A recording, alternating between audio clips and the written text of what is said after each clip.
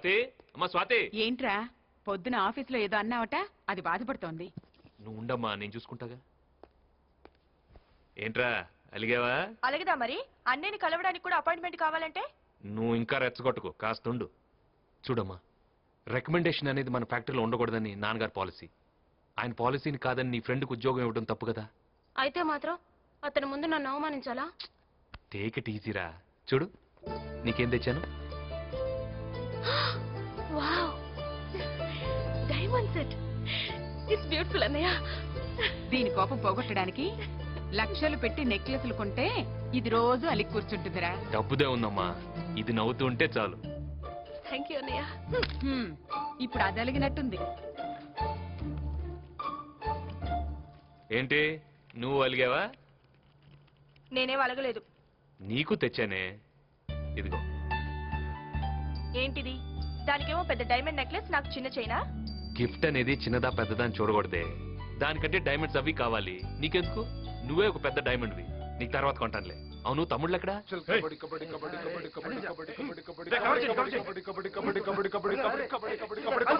ఆ టీం చూసేనా నేర్చుకోండి, ప్రాక్టీస్ చేయండి. రండి. మా టైగర్ సత్యనారాయణ రంజే, మేమేం చేయం. టైగర్ టైగర్ ఎప్పుడు వస్తారయ్యా టైగర్?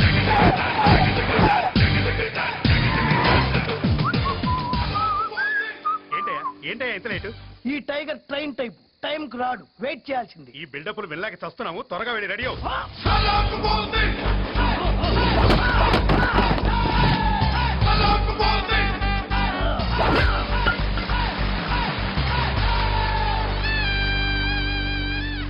ఈసారి అంపగలవు. అబ్బాబాబా, ఏం బలగొట్టినావు అన్నా, నీది ఐరన్ బాడీనే. బాడీ మామూలుది, ప్లేట్లే ఐరన్. అప్పు చేసుకున్నా సప్పుడు చేయకుండా లోపల పెట్టు. డ్రెస్ లైన్ దాటేమో. ఏమండి ప్రాక్టీస్ చేద్దామా?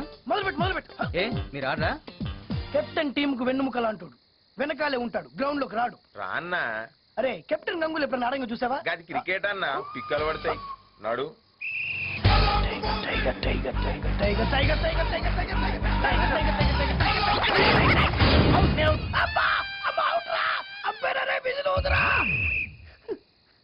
అవుట్ అవుట్ అంటుంటే బిజులోదవేంట్రా?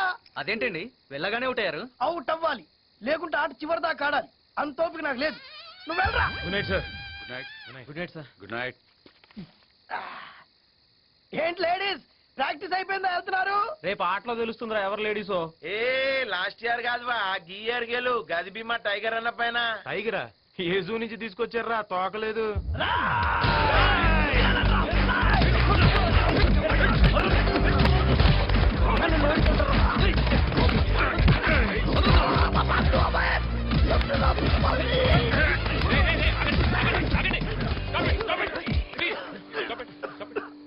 టైంకు నువ్వు వచ్చావు సరిపోయింది. కొంచెం ఉంటే నీ తమ్ముడిని చంపేసి. అరే నువ్వు వెళ్ళి ఎవరుకున్నావు? పెద్ద పక్కన అనుకుంటున్నావా? హైట్ ఉండగానే సరిపోదు. పాలు తాగే నీ తమ్ముల్ని ఇంట్లో ఉంచుకో, బయటికి పంపించిన అనుకో పంచతో కొట్టి చంపేస్తా. మీరు ఆగండి. నా చైన్ తీరా. గట్లనే.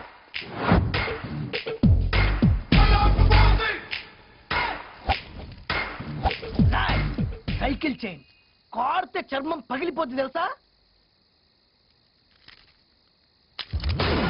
చూడండి, మేమేదో బిజినెస్ చేసుకు బతికేవాళ్ళం. పొద్దున్నే డీసీ పేపర్, మధ్యాహ్నం బీబీసీ న్యూస్, సాయంత్రం కంప్యూటర్, రాత్రికి ఇంటర్నెట్. ఇవే మా లోకం. నాకు నా తమ్ముళ్ళంటే చాలా ఇష్టం.